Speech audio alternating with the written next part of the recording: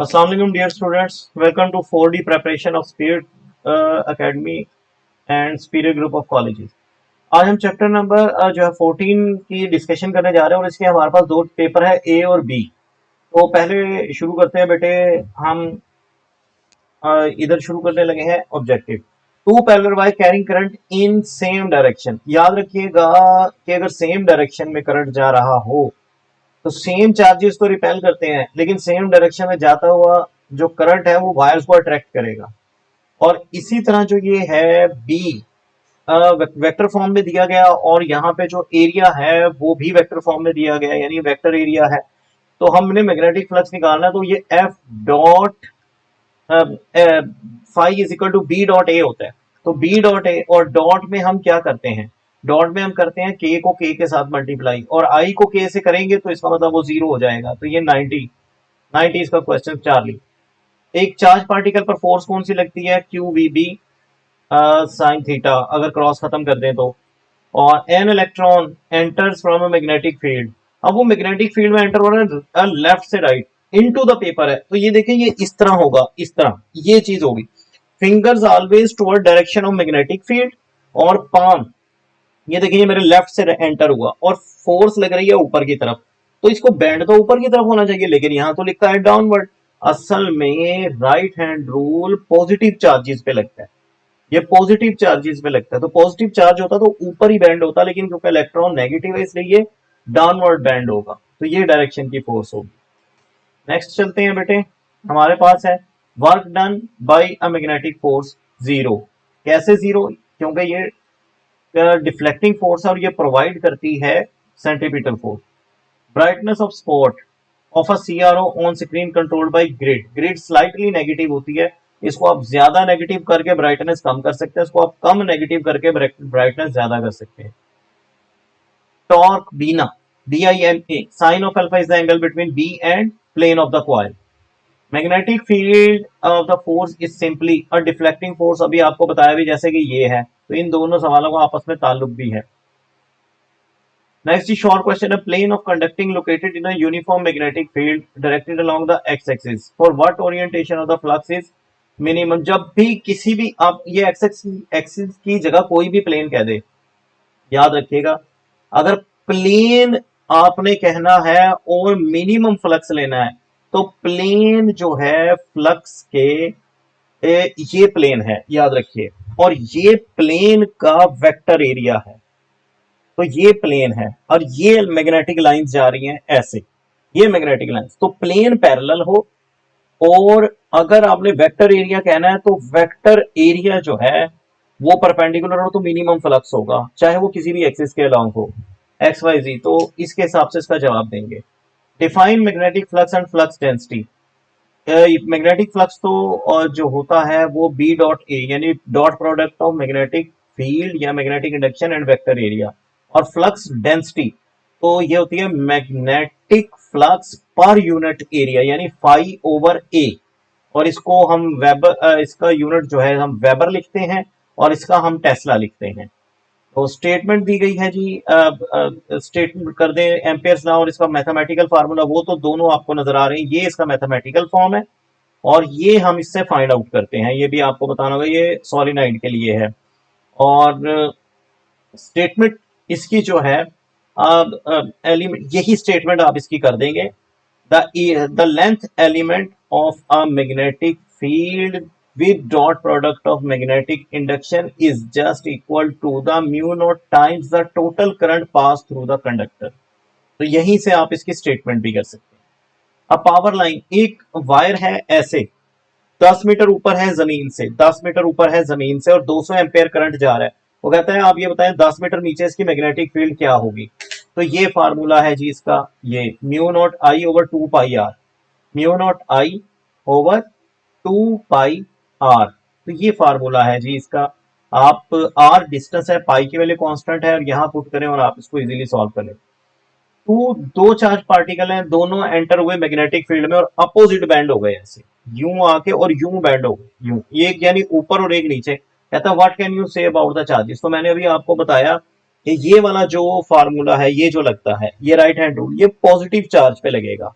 तो दोनों opposite band हुए, इसका मतलब कोई भी एक पॉजिटिव है उसमें से, कोई भी एक नेगेटिव है। अगर वो डायग्राम से डायरेक्शन भी दे दे तो आप बता सकते हैं कि कौन सा नेगेटिव है कौन सा पॉजिटिव है। बस ये याद रखिए, right hand rule nature of charge भी बता देता है, और अपोजिट बैंड हुए तो अपोजिट चार्ज है इन पे। Next, why does the picture on TV screen become distorting when magnet brought near it? तो अभी बताया तो है कि मैग्नेटिक फील्ड जो है उसको डिफ्लेक्ट करती है। जब वो डिफ्लेक्ट करती है तो इसका मतलब जब आप मैग्नेट करीब लाएंगे तो फिर ऐसा ही होगा कि वो बेंड हो जाएगा। What are the CROs? What are the uses of CRO? It is used to find voltage, it is used to find time period, it is used to find frequency, it is used to find phase angle between two waves. How can the current loop be used? आप एक current loop को कैसे इस्तेमाल कर सकते हैं? आप कैसे एक रीजन में मैग्नेटिक फील्ड को निकालने के लिए? तो करंट कैरिंग फील्ड में करंट कैरिंग कॉइल को ऐसे फील्ड में लटकाएं, उसमें कॉइल को, अगर कॉइल बेंड हुआ तो मैग्नेटिक फील्ड है, और अगर कॉइल ने अपनी कोई हरकत शो ना की, ना वो बैंड हुआ, तो फिर कोई फील्ड मौजूद नहीं है। What is the effect of current passing through along what is the effect of current passing through a long straight wire? तो इफेक्ट, करंट का इफेक्ट क्या होता है? प्रोफेसर हेन्स हॉर्स्टन ने हमें बताया था, हमेशा करंट कैरिंग कंडक्टर जो है वो उसके गिर्द मैग्नेटिक फील्ड पैदा हो जाता है, और इस मैग्नेटिक फील्ड की जो डायरेक्शन होती है वो डायरेक्शन ऑफ करंट पे ही डिपेंड करती है। What is the Lawrence force? Right it's mathematical formula. तो ये जो मैथमेटिकल फार्मूला यही इसकी डेफिनेशन भी है। It is the sum of electric and magnetic force. और इसमें आपको ये भी बताना होगा कि जो इलेक्ट्रिक फोर्स है ये एक्सेलरेटिंग फोर्स है, और जो मैग्नेटिक फोर्स है ये डिफ्लेक्टिंग फोर्स है। लॉन्ग क्वेश्चन पे चलते हैं। Determine the charge to mass ratio. Charge to mass ratio आपने बतानी है, तो ये फार्मूला उसका फाइनल निकलना चाहिए 2V/b²r²। और जो E/m ऑफ इलेक्ट्रॉन क्योंकि कहा है, तो इलेक्ट्रॉन के लिए स्पेसिफिकली ये वैल्यू होती है। तो ये आपने एंड रिजल्ट इसका लाजमी लिखना है। और इसको शुरू कहां से करना है? इसको शुरू वहीं से करना है, centripetal force is equal to magnetic force. Magnetic force और सेंट्रीपिटल फोर्स की दोनों की वैल्यू लगा के इसको आपने शुरू करना है, और वहां से फिर वेलोसिटी की वैल्यू पुट करके ये वाला फार्मूला आपके सामने आ जाएगा। what current should pass through a solenoid that is along? अच्छा, ये सारा डाटा दिया गया है तो ये इससे निकलेगा, लेकिन ये जो स्मॉल एन है ये नंबर ऑफ टर्न्स नहीं है, ये number of turns per unit length है। तो ये एन है 10,000 और ये 0.5 मीटर ये लेंथ है। ये पुट करेंगे, और म्यू नॉट तो यूनिवर्सल कांस्टेंट है, इसकी वैल्यू पीछे भी आई है शॉर्ट क्वेश्चन में। तो आप ये पुट करेंगे तो ये न्यूमेरिकल सॉल्व हो जाएगा। पेपर बी, ऐसा unit of magnetic induction Tesla. Magnetic mathematical expression ये है, वो कहता है ये किसको रिप्रेजेंट करता है? ये रिप्रेजेंट करता है एम्पियर्स लॉ को। Magnetic field inside a solenoid strong. Strong के साथ याद रखिएगा कुछ और पॉइंट भी। स्ट्रॉन्ग होती है, मैग्नेटिक लाइंस पैरेलल होती हैं, और inside inside direction from south to north होती है। Which one of the following particle moving in the field can not be deflected? Neutron. हर चार्ज पार्टिकल डिफ्लेक्ट होगा अगर उसे किसी ना किसी एंगल पे फेंका जाए अदर देन 0 और 180 डिग्री, लेकिन न्यूट्रॉन नहीं होगा चाहे परपेंडिकुलरली फेंक दिया जाए, क्योंकि उस पर चार्ज ही नहीं है। Value of E/m is smallest. E/m यहीं से पता लग रहा है, m नीचे है तो जितना हैवी पार्टिकल होगा उतनी E/m की वैल्यू स्मॉलेस्ट होगी। Beam of electron are also called cathode rays. torque current carrying BINA cos of alpha. Avometer can also call multimeter. अच्छा जी, define magnetic induction and tesla. अब मैग्नेटिक इंडक्शन को यहीं से डिफाइन कर सकते हैं, ये देखें मैंने फार्मूला इसीलिए लिख के दिया आपको। द मैग्नेटिक इंडक्शन को इसको आप कर सकते हैं, if a conductor having the current I place in a magnetic field and it feels a force F, then it is called a magnetic induction. Tesla को आप इधर से ही कर सकते हैं, इजी है, कोई मसला नहीं। अगर 1 मीटर का कंडक्टर 1 एम्पेयर करंट उसमें से पास कर रहा हो और वो मैग्नेटिक फोर्स फील करे 1 न्यूटन, तो हम कहेंगे कि उसकी मैग्नेटिक फील्ड स्ट्रेंथ है या मैग्नेटिक इंडक्शन है 1 टेस्ला। इंग्लिश में भी ऐसा ही होगा। 1 meter long conductor carries a current 1 ampere placed in a magnetic field and felt the force of 1 Newton. then magnetic induction will be 1 Tesla. Suppose that a charge q is moving in a uniform magnetic field. एक uniform magnetic field में V है. Why there is no work done? Work क्यों नहीं होता? तो ये मैं पहले भी बताया है, ये असल में magnetic force centripetal force provide करती है, क्योंकि ये एक डिफ्लेक्टिंग फोर्स है. सेंट्रीपिटल फोर्स कोई वर्क नहीं करती है. एक जवाब तो ये भी हो सकता है, और दूसरा ये भी हो सकता है कि फोर्स और डिस्प्लेसमेंट में एंगल 90 डिग्री का बन जाता है. तो ये आप दोनों जवाब दें ताकि उसमें जो उसको काबिल कबूल हो. Name the 3 essential parts of CRO: grid, anodes, plates X and Y, and screen, filament, और बैटरी भी आप कह सकते हैं जो फिलामेंट के साथ लगी होती है. Describe the change in magnetic field of solenoid. वो कहता है अगर सोलिनॉइड में चेंज क्या आएगा, if the length of solenoid is double but the number of turns remain same. तो यहीं से यही फार्मूला देखें, अगर नंबर ऑफ टर्न्स को आपने सेम रखा और लेंथ को डबल कर दिया तो ये हाफ हो जाएगी, और उल्टा भी होगा, अगर नंबर ऑफ टर्न्स डबल कर दिया और लेंथ सेम रखी तो मैग्नेटिक फील्ड डबल हो जाएगी. At a given instant a proton move in positive x direction. एक पॉजिटिव x डायरेक्शन में एक प्रोटॉन मूव कर रहा है, where the magnetic field is applied in negative z direction. What is the direction of magnetic force? अब आपको पहले तो सिलेक्ट करना है कि क्या है. Negative z direction, negative z direction में मैग्नेटिक फील्ड है. चलें करते हैं इसको. फर्ज करें ये एक्स एक्सिस है, मेरी जो फर्स्ट फिंगर है ये एक्स एक्सिस है, और ये वाली जो फिंगर है मेरी ये z है पॉजिटिव. ये z पॉजिटिव है तो इसका मतलब ऐसे ऐसे नेगेटिव z होगा, ऐसे. यहां मैग्नेटिक फील्ड अप्लाई हुई है. तो और वो कहता है तो फोर्स की डायरेक्शन बता दे क्या है. तो आप जरा गौर करें, ये पॉजिटिव x है, ये पॉजिटिव z है, और ये y है. तो अब आपको पता लगना चाहिए, ये देखें, ये डायरेक्शन मैग्नेटिक फील्ड की, ये डायरेक्शन मैग्नेटिक, और अंगूठा मेरा जो है वो ये पॉजिटिव z, इस तरफ चार्ज जा रहे हैं, ये चार्ज, और पेंसिल की जो डायरेक्शन है ये फोर्स है, यानी ये पॉजिटिव y डायरेक्शन होगी. ठीक है, मैं फिर से बताता हूं, ये पॉजिटिव x डायरेक्शन, ये डायरेक्शन है किसकी? चार्ज पार्टिकल की, ये मैग्नेटिक फील्ड की, और यहां पे फोर्स लग रही है. तो ये राइट हैंड रूल से हमने ऐसे बता दिया कि पॉजिटिव y डायरेक्शन में फोर्स लगेगी. Next, if the charge particle moves in a straight line through some region of space, can you say that magnetic field is zero or non-zero? बिल्कुल कह सकते हैं. अगर वो डिफ्लेक्ट ना हो तो जीरो, और अगर ना डिफ्लेक्ट हो तो तब भी नॉन जीरो भी हो सकती है. हो सकता है आपने चार्ज पार्टिकल को 0 डिग्री पर या 180 डिग्री पर प्रोजेक्ट कर दिया हो, तो क्योंकि F equal to q we B sine of theta होता है, तो साइन 0 पे भी 0 होता है और साइन 180 पे भी 0 होता है.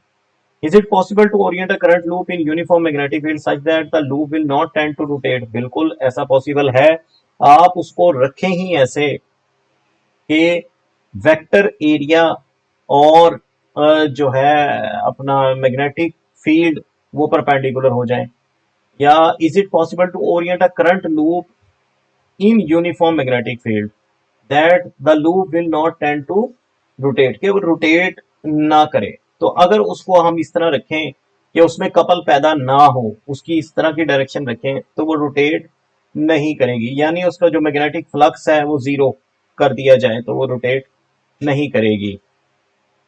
Describe the current measuring part of avometer. हाँ जी, current measuring part of arrow, ये आपको इसकी डायग्राम बना के, एवोमीटर क्योंकि कहा गया तो एवोमीटर की डायग्राम बना के एक्सप्लेन करना पड़ेगा, ये थ्योरेटिकली एक्सप्लेन नहीं हो पाएगा.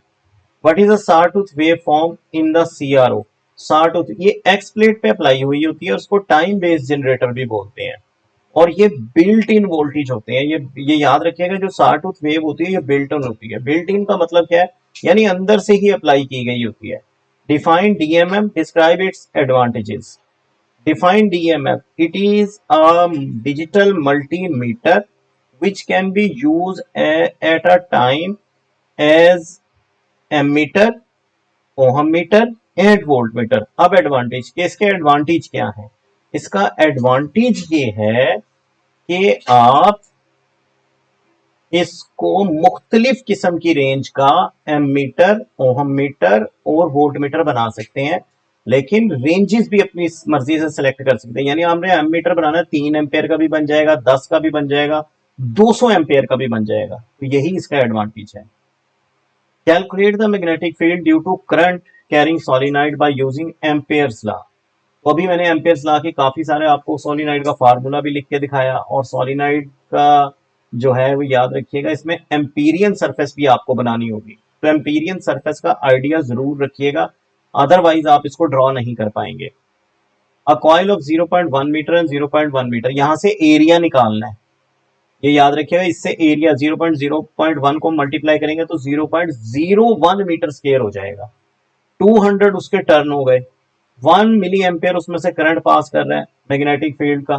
Calculate the maximum torque. Torque आपने मैक्सिमम अब इसमें मैक्सिमम कह दिया ना, तो हमने अभी टॉर्क का फार्मूला पढ़ा है पीछे, ये वाला, ये वाला जो फार्मूला है टॉर्क का, जो अभी हमने पढ़ा है ये।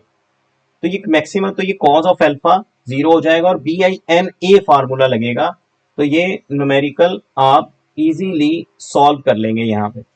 BINA बीना, बीना, और क्योंकि मैक्सिमम कहा तो कॉज वैसे ही 1 हो जाएगा। तो आज की डिस्कशन यहीं पे खत्म करते हैं। नेक्स्ट जो है पेपर तक के लिए अल्लाह हाफिज।